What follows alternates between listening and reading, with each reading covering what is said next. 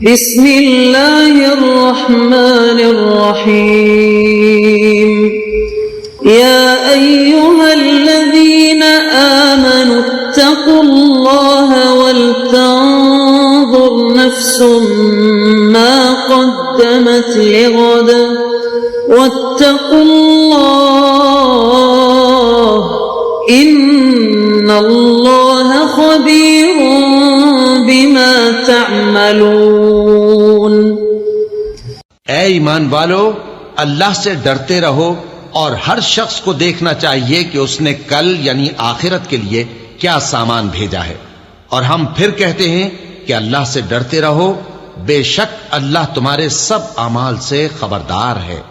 بسم اللہ الرحمن الرحیم، الحمد للہ رب العالمین، والصلاة والسلام على اشرف الانبیاء والمرسلین وعلى آلہ واصحابہ اجمعین ومن تبعہم بإحسان الى یوم الدین۔ قابل صد احترام حضرات شائقین و شائقات سچا پیغام، السلام علیکم ورحمۃ اللہ وبرکاتہ۔ آج کی محفل میراث النبی کے نورانی پروگرام میں آپ کا استقبال ہے۔ اہلا و سہلا مرحبا۔ ہم آپ تمام حضرات و مستورات کا خیر مقدم کرتے ہیں۔ محترم حضرات و خواتین، تعلیم کا آغاز ہو رہا ہے۔ سب سے پہلے آداب تعلیم کا لحاظ کرتے ہوئے تعلیم کی طرف متوجہ ہو جائیں۔ پورے دھیان سے سننا، عمل کی نیت سے سننا اور تبلیغ کی نیت سے سننا، یعنی سنی ہوئی باتیں دوسروں تک پہنچانے کے جذبے سے سننا چند خاص آداب تعلیم ہیں۔ امید ہے کہ آپ حضرات ان آداب کا ضرور خیال رکھیں گے۔ جزاکم اللہ۔ بسم اللہ الرحمن الرحیم۔ نماز میں خشوع مطلوب ہے۔ اگر تم کامیابی چاہتے ہو تو اس کی پہلی شرط نماز کی حفاظت ہے۔ یہاں پر یہ نہیں فرمایا کہ وہ لوگ فلاح پائیں گے جو نماز پڑھتے ہیں، بلکہ یہ فرمایا کہ وہ مومن فلاح پائیں گے جو اپنی نماز میں خشوع اختیار کرنے والے ہیں۔ خشوع کا کیا مطلب ہے اس کو اچھی طرح سمجھ لیجئے۔ اللہ تعالیٰ اپنے فضل سے ہم سب کو خشوع عطا فرما دے۔ دو لفظ ہیں جو عام طور پر ایک ساتھ بولے جاتے ہیں، ایک خشوع، دوسرا خضوع۔ چنانچہ کہا جاتا ہے کہ فلاں نے بڑے خشوع اور خضوع کے ساتھ نماز پڑھی۔ خشوع شین سے آتا ہے، خضوع ضاد سے آتا ہے۔ دونوں کے معنی میں تھوڑا سا فرق ہے۔ خضوع کے معنی ہیں جسم کو اللہ تعالیٰ کے آگے جھکا دینا، یعنی جب نماز میں کھڑے ہوئے تو جسم کو اللہ رب العزت کے آگے جھکا دیا۔ جسم کو جھکا دینے کا مطلب یہ ہے کہ جب نماز میں کھڑے ہوئے تو تمام آداب کا لحاظ رکھتے ہوئے کھڑے ہوئے۔ رکوع کیا تو اس کے آداب کے ساتھ رکوع کیا، سجدہ کیا تو اس کے آداب کے ساتھ سجدہ کیا، گویا کہ اپنے ظاہری اعضاء کو اللہ تعالیٰ کے سامنے جھکا دینا، یہ معنی ہیں خضوع کے۔ لہذا خضوع کا تقاضا یہ ہے کہ جب آدمی نماز میں کھڑا ہو تو اس کے تمام اعضاء ساکن اور ساکت ہوں اور ان کے اندر حرکت نہ ہو۔ قرآن کریم میں اللہ رب العزت کا ارشاد ہے وَقُومُوا لِلَّهِ قَانِتِينَ، یعنی نماز میں اللہ کے لیے کھڑے ہوں تو قانت بن کر کھڑے ہوں۔ قانت کے معنی آتے ہیں سکون کے ساتھ کھڑا ہونے کے۔ لہذا نماز میں بلا وجہ اپنے جسم کو ہلانا، بلا وجہ بار بار ہاتھ اٹھا کر اپنے جسم یا سر کو کھجانا، کپڑے درست کرنا، یہ تمام باتیں خضوع کے خلاف ہیں۔ فقہاء کرام نے یہاں تک لکھ دیا ہے کہ اگر کوئی آدمی نماز کی ایک رکن مثلا قیام میں 3 مرتبہ بار بار بلا ضرورت اپنے ہاتھ کو حرکت دے کر کوئی کام کرے گا تو اس کی نماز ہی ٹوٹ جائے گی، اور اگر 3 مرتبہ سے کم کیا تو نماز تو نہیں ٹوٹے گی، لیکن نماز کی جو شان ہے اور جو سنت طریقہ ہے وہ حاصل نہیں ہوگا، نماز کی برکت حاصل نہیں ہوگی۔ آج کل ہماری نمازوں میں یہ خرابی کثرت سے پائی جا رہی ہے کہ جب نماز میں کھڑے ہوتے ہیں تو اپنے جسم کو بلا وجہ حرکت دیتے ہیں۔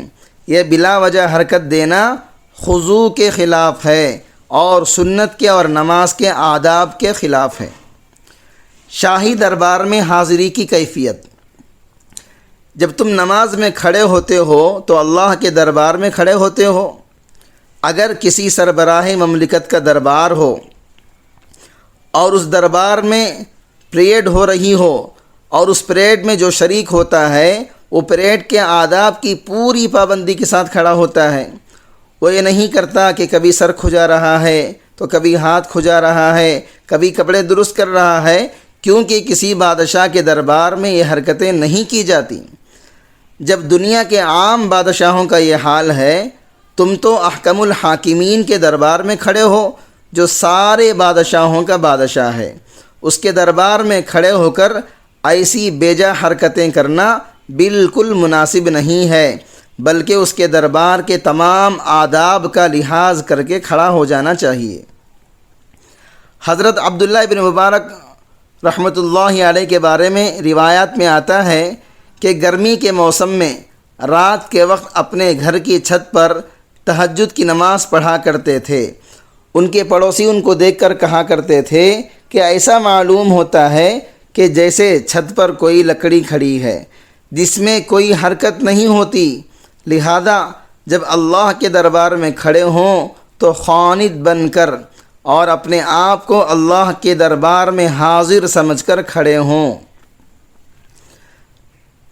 نماز میں کھڑے ہونے کا جو سنت طریقہ ہے اس کے مطابق کھڑا ہونا ہی خضوع کہلاتا ہے۔ بعض لوگ خضوع پر عمل کرتے ہوئے قیام کی حالت میں بہت زیادہ جھک جاتے ہیں اور سینہ بھی جھکا لیتے ہیں، یہ طریقہ سنت کے خلاف ہے۔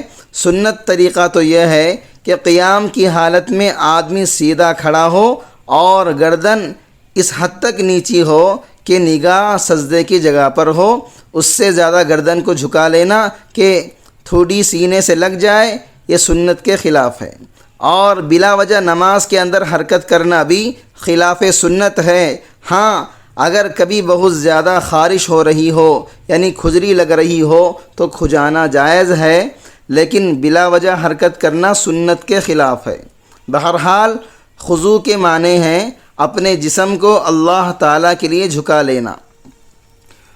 خشوع کے معنی دوسرا لفظ ہے خشوع یعنی شین سے، اس کے معنی ہیں دل کو اللہ تعالیٰ کے لیے جھکا لینا، یعنی دل کو اللہ تعالیٰ کی طرف متوجہ کر لینا۔ دونوں کا مجموعہ خشوع اور خضوع کہلاتا ہے۔ اس لیے کہا جاتا ہے کہ نماز خشوع اور خضوع کے ساتھ پڑھو، یہ دونوں کام ضروری ہیں۔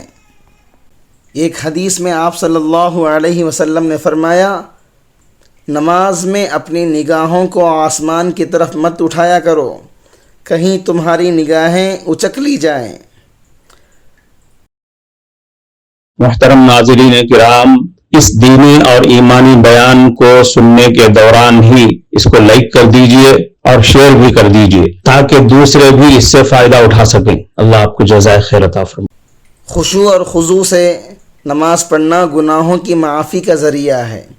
حضرت سعید ابن العاص رضی اللہ عنہ کہتے ہیں کہ میں حضرت عثمان غنی رضی اللہ عنہ کے پاس تھا، آپ نے وضو کے لیے پانی منگوایا، پھر کہا میں نے نبی کریم صلی اللہ علیہ وسلم کو ارشاد فرماتے ہوئے سنا، جس مسلمان نے بھی فرض نماز کا وقت پا کر اچھی طرح وضو کیا اور نماز میں خشوع اور خضوع اختیار کیا، رکوع اور سجود اور دیگر ارکان نماز کامل طور پر ادا کیے، تو نماز اس کے پچھلے تمام گناہوں کا کفارہ بن جائے گی، بشرطے کہ وہ کوئی کبیرہ گناہ نہ کرے۔ یہ سلسلہ ہمیشہ جاری رہے گا۔ حضرت عبادہ ابن صامت رضی اللہ عنہ بیان کرتے ہیں کہ میں نے نبی کریم صلی اللہ علیہ وسلم کو یہ فرماتے ہوئے سنا، اللہ تعالیٰ نے اپنے بندوں پر 5 نمازیں فرض قرار دی ہیں، جس نے ان نمازوں کو بہترین وضو کے ساتھ ان کے مقررہ اوقات پر ادا کیا اور ان نمازوں کو کامل رکوع اور سجود اور خشوع اور خضوع سے ادا کیا، تو ایسے آدمی سے اللہ تعالیٰ کا وعدہ ہے کہ وہ اس کی مغفرت کر دے گا۔ اور جس نے ایسا نہیں کیا، یعنی نماز کو مکمل آداب اور خشوع اور خضوع کے ساتھ ادا نہ کیا، تو ایسے آدمی کے لیے اللہ کا کوئی وعدہ نہیں ہے، اگر چاہے تو اس کی مغفرت کر دے اور چاہے تو اسے عذاب دے دے۔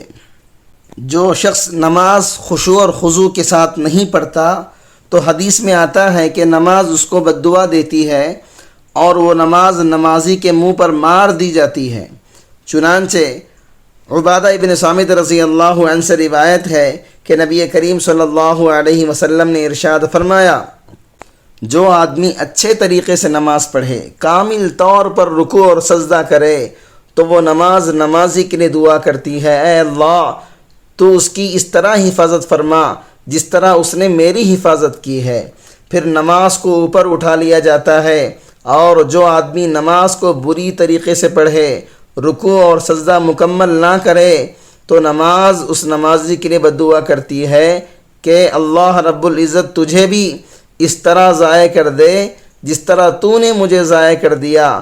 پھر وہ نماز پرانے کپڑے میں لپیٹ کر اس نمازی کے منہ پر مار دی جاتی ہے۔